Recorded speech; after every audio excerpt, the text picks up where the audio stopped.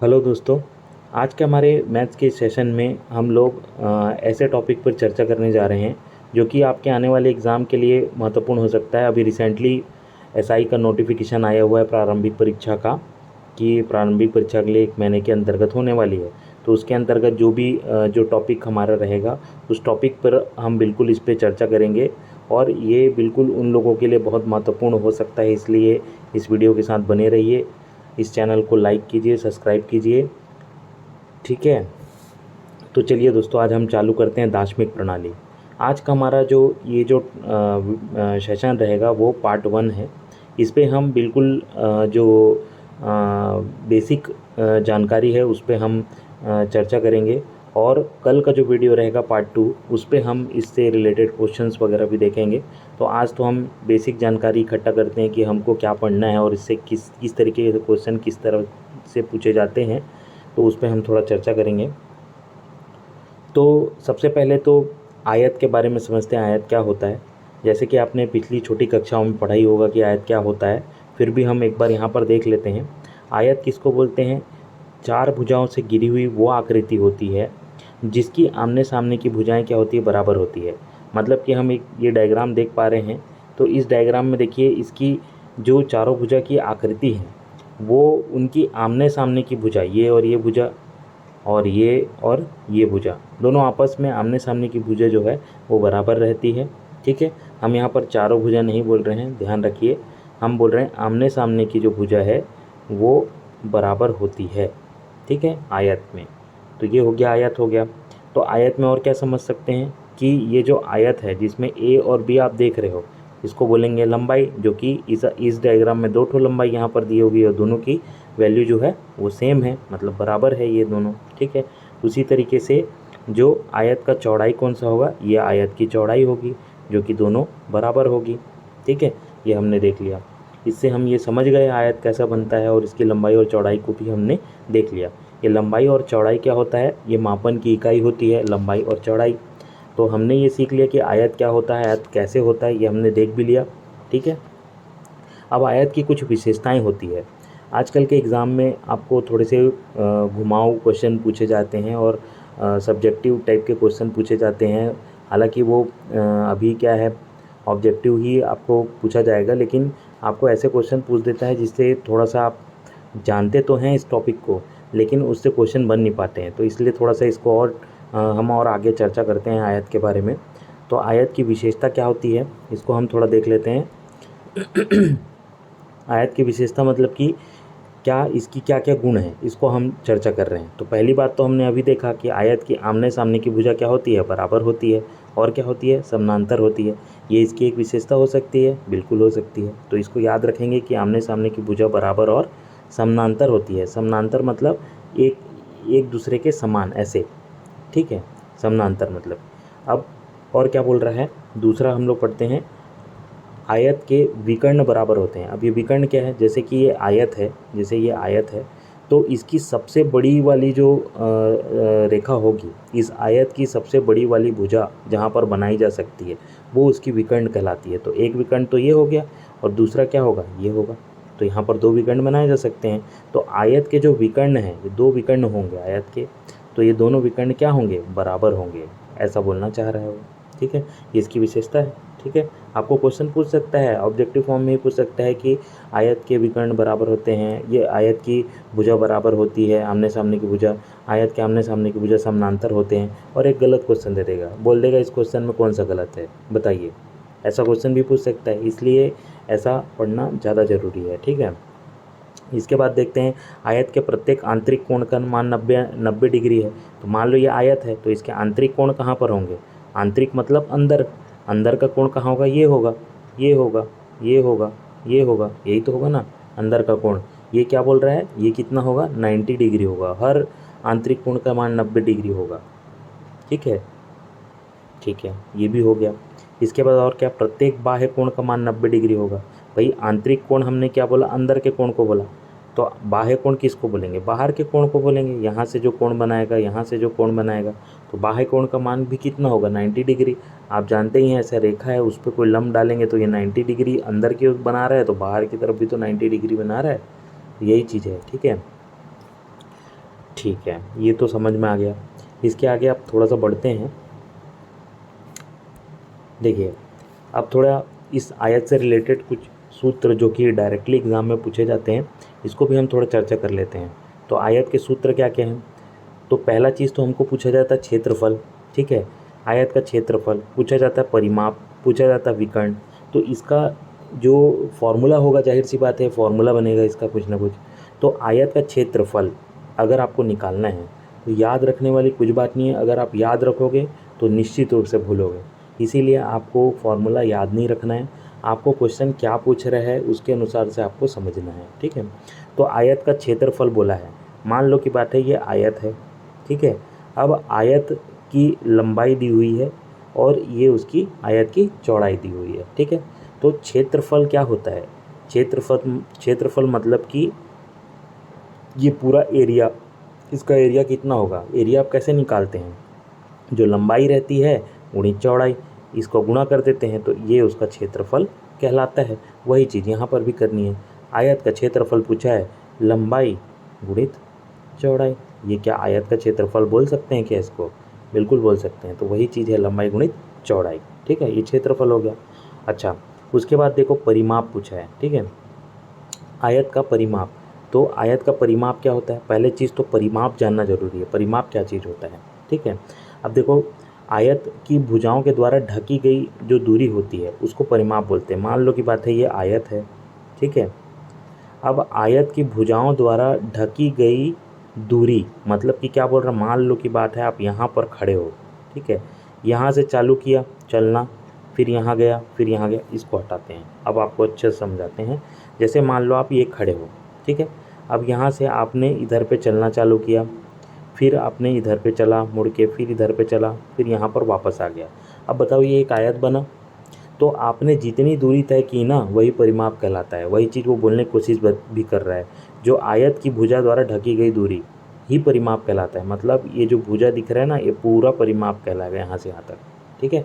तो अब इसको परिमाप तो हम समझ गए किसको बोलते हैं, लेकिन अब पूछ रहा है आयत का परिमाप का फॉर्मूला पूछ रहा है।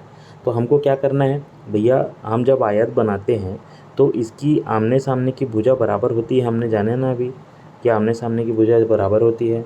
वही चीज़ है, इसमें दो ठो आपको लंबाई दिख रहा है और दो ठो चौड़ाई दिख रहा है, बिल्कुल दिख रहा है। ये है चौड़ाई और ये है लंबाई, उसी तरीके से ये है लंबाई और ये है चौड़ाई। तो क्या हम इसको लिख सकते हैं? अगर परिमाप निकालने बोले तो ये लंबाई और चौड़ाई को जोड़ देंगे हम लोग पूरा। तो हम ये लिख सकते हैं क्या, लंबाई प्लस चौड़ाई प्लस लंबाई प्लस चौड़ाई, ये लिख सकते हैं, बिल्कुल लिख सकते हैं, ठीक है। यही परिमाप होगा और ये बात भी सही है। तो हम इसको और क्या लिख सकते हैं? हम ये लिख सकते हैं क्या, 2L प्लस 2B, ये लिख सकते हैं क्या, 2B, ठीक है। दो लंबाई प्लस दो चौड़ाई, यही तो बोल रहे हैं ना, ये दो चौड़ाई हो गया, ये दो लंबाई हो गया। क्या हम इसको और ये लिख सकते हैं क्या, दो हम और कॉमन निकालेंगे, लंबाई प्लस चौड़ाई, ये हो गया। तो हम इसका परिमाप का फॉर्मूला ये बना सकते हैं क्या, ठीक है।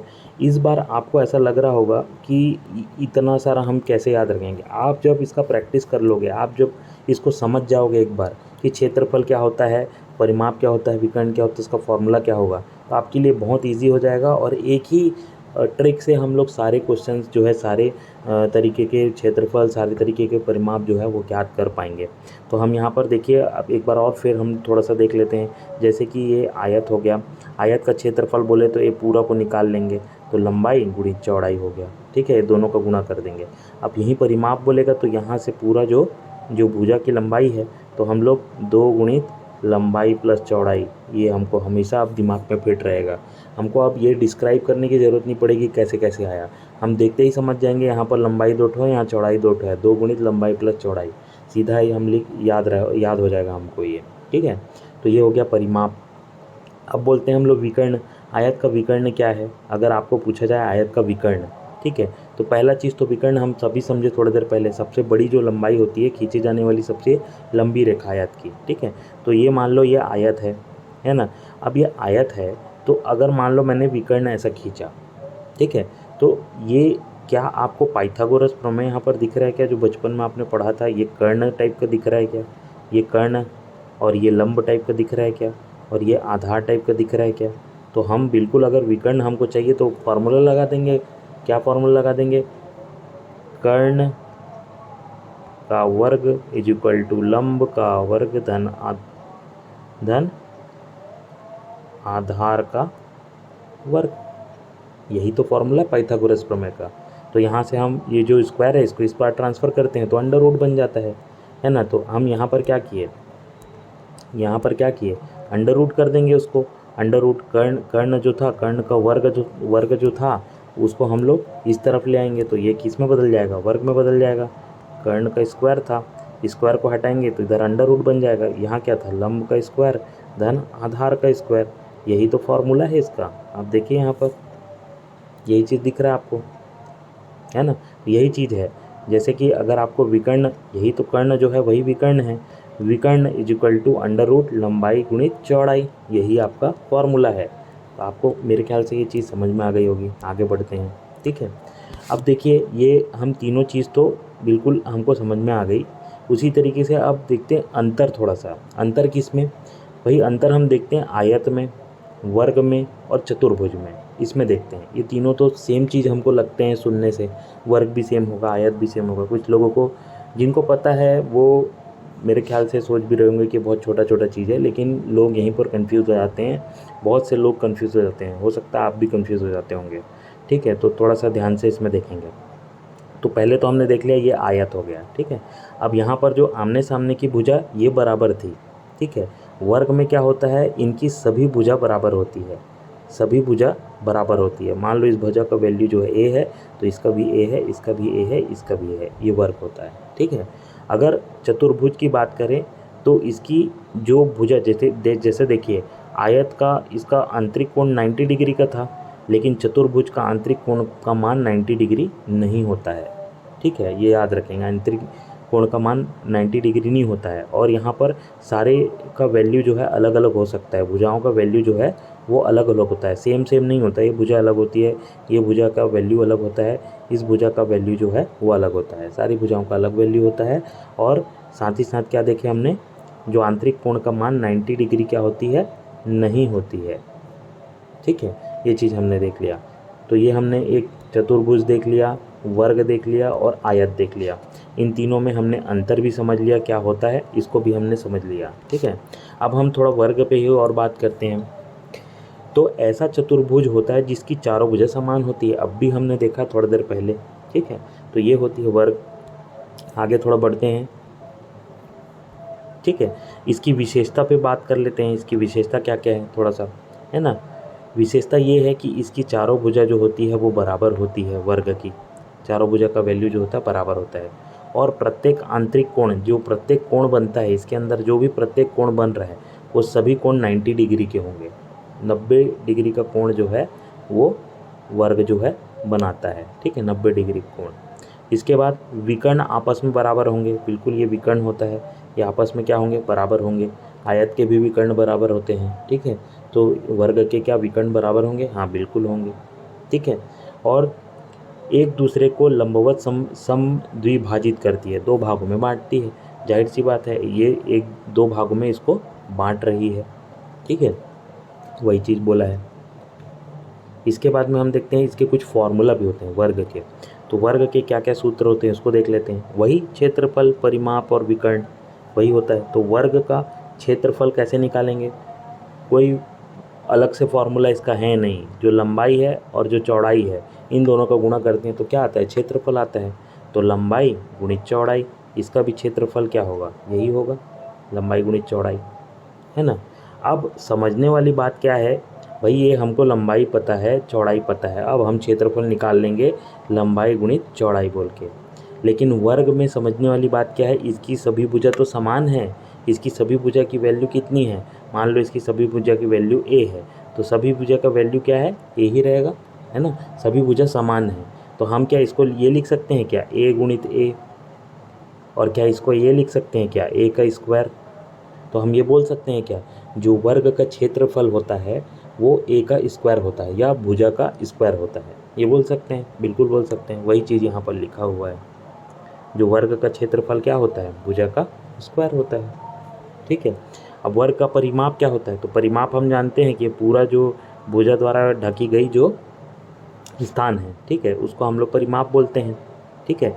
तो ये परिमाप को कैसे निकालेंगे, जब सभी भुजा का वैल्यू a है, हमको पहले से पता है सभी भुजा का वैल्यू a है, तो हम इसको डायरेक्ट लिख देते हैं ना, परिमाप 4a लिख देते हैं। तो क्या ये परिमाप होगा, कहना सही होगा इसको परिमाप, बिल्कुल सही होगा। वही चीज़ तो यहाँ लिखा है 4 इंटू भुजा, है ना भाई, यही तो a तो भुजा है, यही तो ये a जो हम लिखे हैं यही तो भुजा है, ठीक है। तो ये भी समझ में आ गया। अब नेक्स्ट क्या लिखा है, वर्ग का विकर्ण बोल रहा है, ठीक है, वर्ग का विकर्ण बोल रहा है। अब जैसे कि हम ये वर्ग देख रहे हैं तो इसका विकर्ण कहाँ होगा, ये होगा, और इसका विकर्ण ये होगा, दोनों विकर्ण बराबर भी है, हमने पढ़ा है। तो अब सेम वही फार्मूला, कर्ण का स्क्वायर इज इक्वल टू लंब का स्क्वायर इज इक्वल टू आधार का स्क्वायर। तो हम ऐसा लिख सकते हैं क्या, कर्ण का स्क्वायर बोल रहे हैं हम लोग इसको, ठीक है। तो हम लोग विकर्ण जो है, विकर्ण ये वही कर्ण है, ठीक है, कंफ्यूज नहीं होने का है। कर्ण का वर्ग इज इक्वल टू लंब का वर्ग धन आधार का वर्ग, यही होता है, आधार का वर्ग। इसको हम लोग स्क्वायर को ट्रांसफ़र करते हैं इधर, तो ये अंडर रूट में बदल जाता है।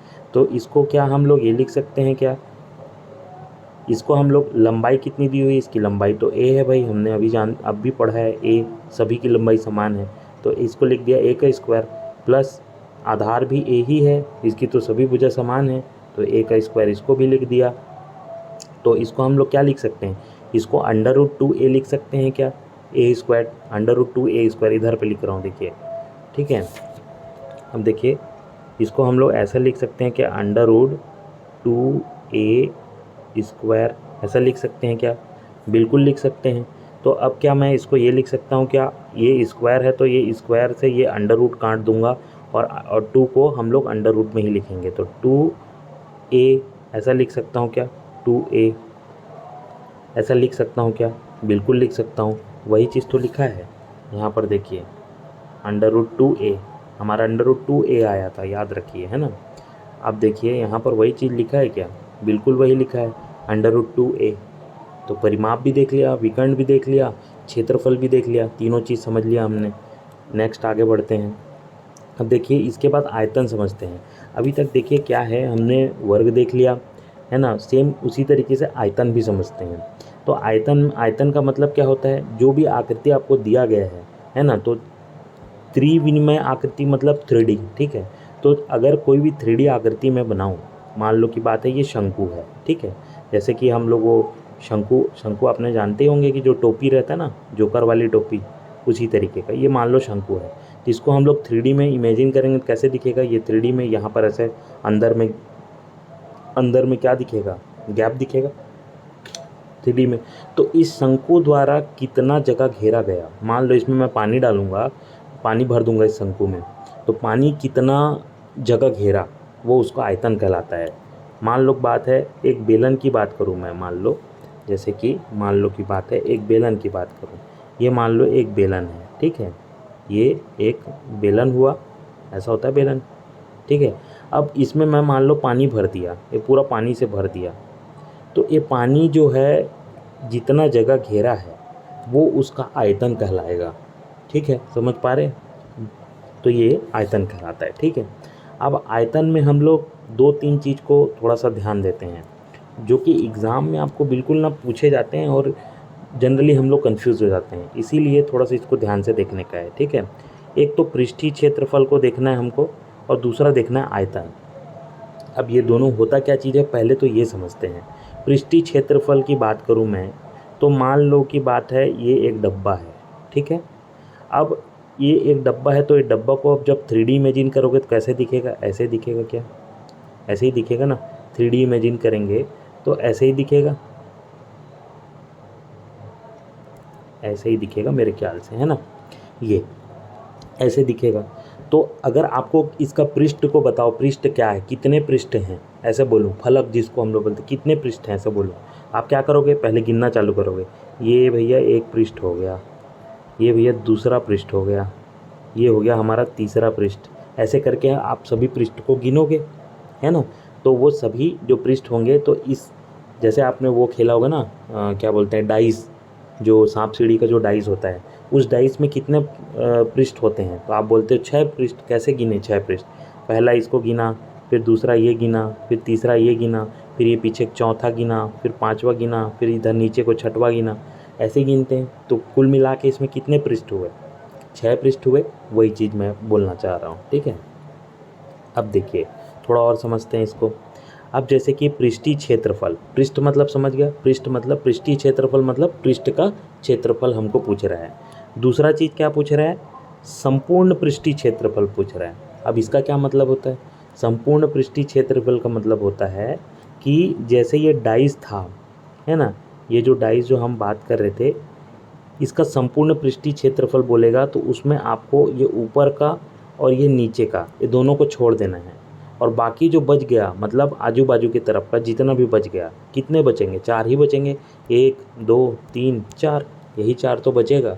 तो ये जो आजू बाजू का जो है उसको बोलेंगे हम पार्श्व बोलेंगे, ठीक है। पार्श्व पृष्ठीय क्षेत्रफल, मैं संपूर्ण पृष्ठीय क्षेत्रफल बोल डाला था शायद, तो मैं फिर से एक बार और रिपीट कर देता हूँ ताकि आप कंफ्यूज ना हो। हमने अभी देखा, क्या देखा? एक घनाभ मतलब घन देख लिया, एक घनाभ जो भी आप बोलना चाहें अभी, और उसमें भी अंतर हम आगे बताएंगे आपको, ठीक है। तो ये तो पहले हमने एक ठो घन देख लिया। इसमें क्या बोल रहे हैं हम लोग? संपूर्ण पृष्ठ। संपूर्ण पृष्ठ कितना है हमने देख लिया, 6। अभी हमने बात कर लिया, सब तरफ का पृष्ठ को गिन लिया, ठीक है। उसके बाद हमने देखा क्या? पार्श्व पृष्ठ, है ना। पार्श्व पृष्ठ क्या होता है? तो पार्श्व पृष्ठ में ऊपर का और नीचे का ये दोनों को छोड़ देंगे, बाकी जो बच गया वो पार्श्व पृष्ठ कहलाता है, ठीक है। पार्श्व पृष्ठ कहलाता है। तो पार्श्व पृष्ठ की संख्या कितनी होगी? 4 होगी, यही बता रहा हूँ, ठीक है। संपूर्ण पृष्ठ की संख्या कितनी? 6 होगी। पार्श्व पृष्ठ की संख्या कितनी होगी? 4 होगी, ठीक है। आप समझ में आया? ठीक। अब आगे देखते हैं।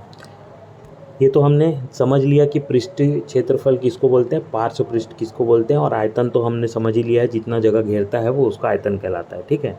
अब आगे बढ़ते हैं। घनाभ। घनाभ किसको बोलते हैं? पहले घनाभ को समझ लेते हैं।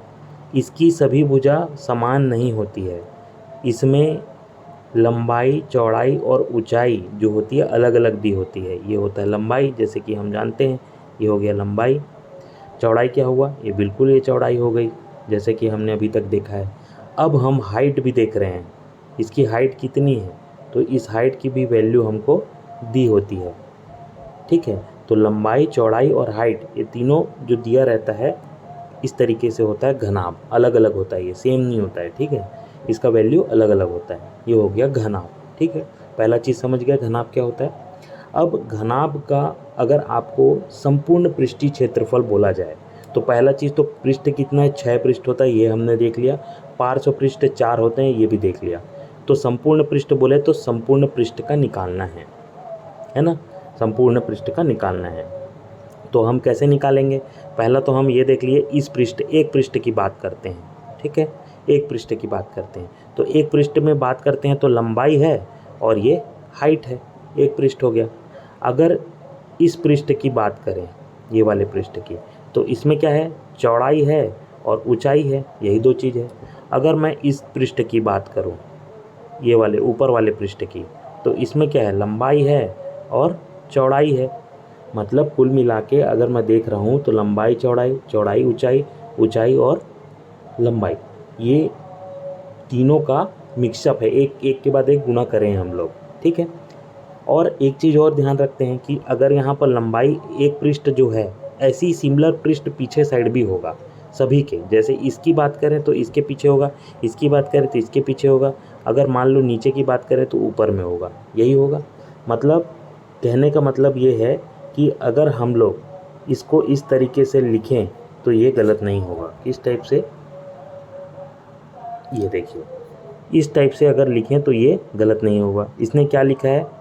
2 गुणित लंबाई गुणित ऊंचाई प्लस 2 गुणा चौड़ाई इंटू ऊंचाई प्लस 2 गुना लंबाई गुणित चौड़ाई।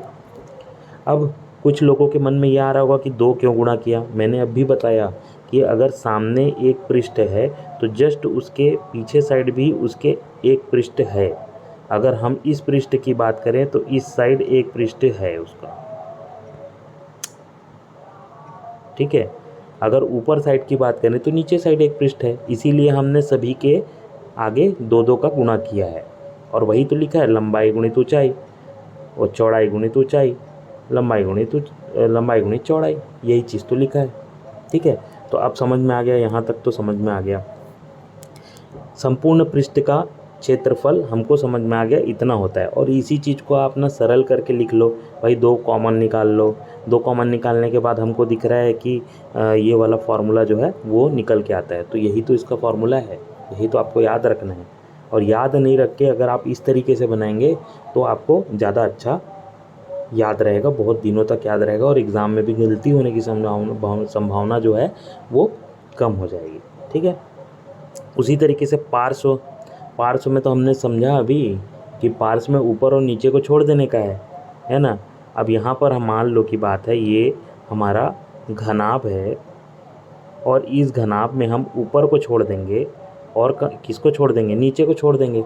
तो ये ऊपर और नीचे किसका छोड़ने को बोल रहा है, लंबाई को छोड़ देने का है और चौड़ाई को छोड़ देने का है। इसमें भी लंबाई और चौड़ाई को छोड़ देने का है। तो जो संपूर्ण क्षेत्रफल, पृष्ठ के क्षेत्रफल है ना, उसमें लंबाई चौड़ाई वाला जो भाग है उसको हम लोग हटा देंगे। अब ये 2 गुना लंबाई इंटू चौड़ाई को हटाए हैं हमने, ऊपर और नीचे की को हटाना था इसीलिए। तो जो बच गया वही उसका पार्श्व रहेगा।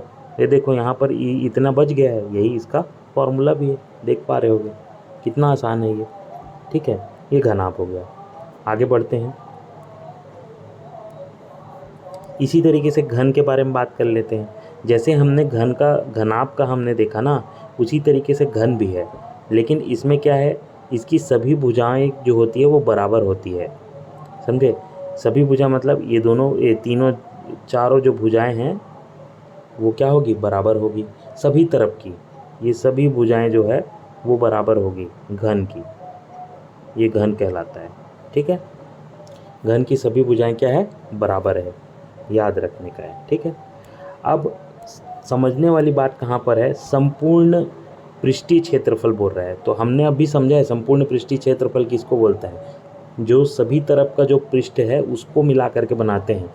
तो अभी हमने बोला कि 2 गुणित लंबाई गुणित चौड़ाई, यही देख रहा था, प्लस 2 गुणित चौड़ाई गुणित ऊंचाई, ठीक है, प्लस 2 गुणित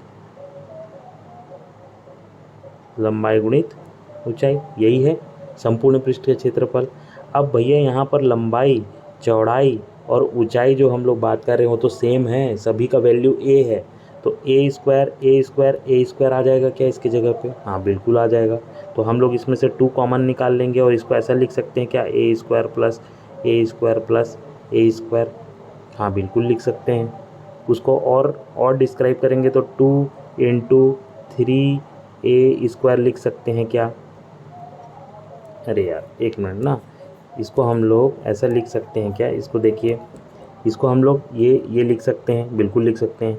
2 इंटू 3 ए स्क्वायर भी लिख सकते हैं, हाँ लिख सकते हैं। इसको और सरल रूप में करेंगे तो 6 इंटू ए का स्क्वायर हो जाएगा, हाँ बिल्कुल लिख सकते हैं। तो यही तो इसका फॉर्मूला है। ठीक है, अब पार्श्व पृष्ठ क्षेत्रफल, पार्श्व मतलब हमने अभी समझा कि ऊपर और नीचे को छोड़ देने का है, बाकी जो बच गया उसको लिख देने का है। तो इसमें कुछ दिमाग लगाने की ज़रूरत ही नहीं है, 4 ठो पृष्ठ है, उसमें सभी का वैल्यू a है और इसका क्या निकालना है, घन निकालना है, इसको स्क्वायर कर दो, a का स्क्वायर, तो 4a स्क्वायर जो है इसका फॉर्मूला है। ठीक है, आयतन की बात करें तो भैया इस जो घन है, इस घन में अगर मैंने पानी भर दिया तो जितना पानी यहाँ पर आएगा वो उसका आयतन कहलाएगा। ठीक है, तो आयतन क्या है, आयतन भी देख लेते हैं, a गुणित a, आयतन क्या होता है, लंबाई गुणित चौड़ाई गुणित ऊंचाई, ये उसका आयतन होता है। तो वही तो लिखा है, सभी का जो भुजा है वो समान है, तो a गुणित a, इसको हम लोग क्या लिख सकते हैं, ए स्क्वायर लिख सकते हैं, ये इसका आयतन होता है, ए क्यूब लिख सकते हैं, ये इसका क्या होता है, आयतन होता है। ठीक है, ये भी समझ में आ गया भाई घन। ठीक है, इसके आगे में देखते हैं बेलन। अब ये तो बेलन ऐसा है कि आउट ऑफ माइंड जाता है बचपन में, है ना, तो उसको हम लोग थोड़ा सा और समझते हैं। वही फार्मूला वही सब चीज़ जो हमने अभी तक सीखा है। जैसे वक्र पृष्ठ का क्षेत्रफल बोलते हैं हम लोग, तो वक्र पृष्ठ मतलब हम लोग क्या समझते हैं, मान लो की बात है, जो पृष्ठ जो है उसकी बात हम लोग करते हैं, ठीक है। तो भैया हम अभी ऐसे आयत देख रहे थे, घन देख रहे थे, तो इस घन आप देख रहे थे, तो ये इस टाइप का देख रहे थे। लेकिन यहाँ पर क्या बेलन की बात कर रहे हो, बेलन कैसे होता है, इस टाइप का होता है, ठीक है। लेकिन आप थोड़ा इमेजिन करो, अगर बेलन को मैं खोल दूँ, मान लो यहाँ से ऐसे काट दूँ और इसको सीधा कर दूँ, तो क्या ये इस तरफ की आकृति बनेगी, बनेगी ना। अगर बेलन को मैं खोल दूँ, है ना, मुड़ा हुआ है बेलन, ऐसा मुड़ा हुआ है, इसको मान लो मैं खोल दूँ तो इस तरीके की आकृति बनेगी।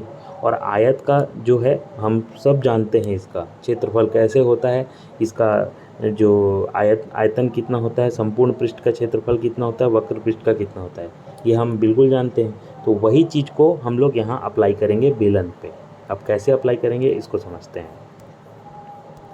ये देखिए, ये बेलन है, ठीक है। अब बेलन का जो ये कहलाता है त्रिज्या और ये कहलाता है व्यास, ठीक है।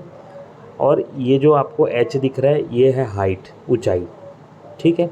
ये तीन जो है आपको जानने की ज़रूरत है यहाँ पर, ठीक है। तो वक्र पृष्ठ का क्षेत्रफल अगर बोलूँ, मान लो की बात है ये एक बेलन है और बेलन का वक्र पृष्ठ का क्षेत्रफल बोल रहा हूँ, तो ये जो रेड में दिख रहा है ना आपको, ये उसका जो पृष्ठ है उसका क्षेत्रफल पूछ रहा है। ऊपर और नीचे इंक्लूड नहीं है वहाँ पर, केवल आपको जो रेड वाला दिख रहा है ना यही इंक्लूड है। तो वक्र पृष्ठ का क्षेत्रफल ऐसे निकालेंगे। संपूर्ण पृष्ठ बोलेंगे तो कहाँ, ऊपर और नीचे और बीच वाला, ये तीनों जो है वो इसमें शामिल हो जाएगा। संपूर्ण पृष्ठ, संपूर्ण वक्र पृष्ठ का क्षेत्रफल ऐसा पूछेगा तो, ठीक है।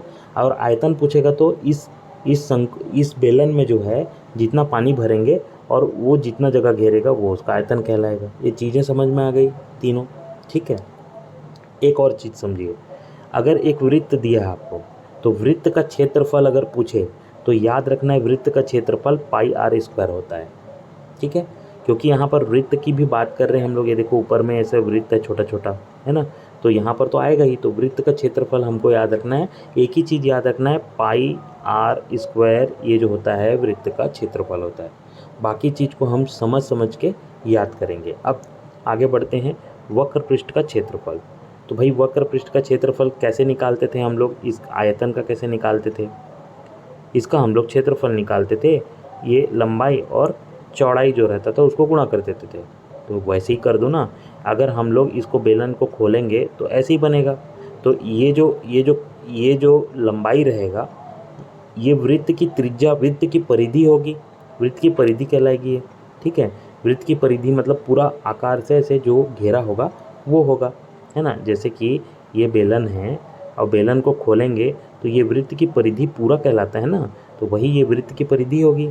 और ये चौड़ाई जो है उसको गुणा कर देंगे। और ये चौड़ाई का क्या मान दिया है, यहाँ पर दिया है लंबाई, ऊंचाई दिया है h, इसकी वैल्यू h दी हुई है, ठीक है, ये h है। और वृत्त की परिधि की बात करें तो 2 पाई r होता है वृत्त की परिधि, ठीक है।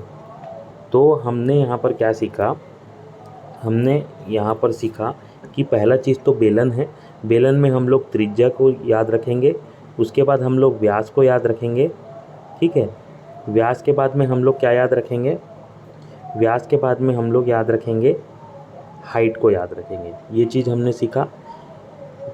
और हमने ये सीखा कि वृत्त का पृष्ठीय क्षेत्रफल किसको बोलते हैं, हमने यहाँ पर देख लिया इस डायग्राम में। संपूर्ण पृष्ठ का क्षेत्रफल भी देख लिया, आयतन कैसे निकालता है वो भी देख लिया, वृत्त का जो क्षेत्रफल है उसको भी देख लिया, पाई आर स्क्वायर, ठीक है। हमने पाई आर स्क्वायर इसको सीखा।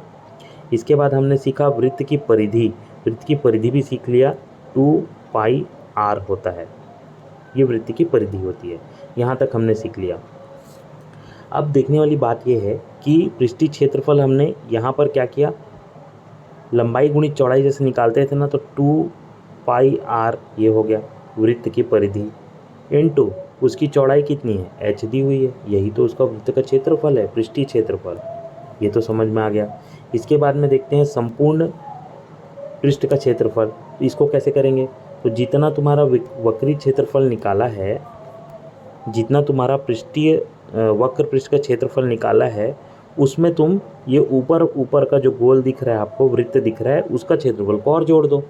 तो हम अभी निकाले हैं 2 पाई आर एच, ठीक है। प्लस हमने देखा वृत्त का जो क्षेत्रफल है पाई आर स्क्वायर होता है, तो ऊपर वाला का लिख लिया पाई आर स्क्वायर, उसके बाद नीचे वाले का लिख लिया पाई आर स्क्वायर, 2 बार लिखा। जब उसको हम सॉल्व करेंगे आगे, जब हम इसको सॉल्व करेंगे तो देखेंगे कि हम इसको ऐसा कॉमन निकाल के लिख सकते हैं, और यही इसका फॉर्मूला है। ये भी समझ में आ गया। इसी प्रकार से आयतन को भी देख लेते हैं। आयतन क्या होगा कि जितना जगह वो घेरेगा पानी डालने पे, वो उसका आयतन कहलाएगा।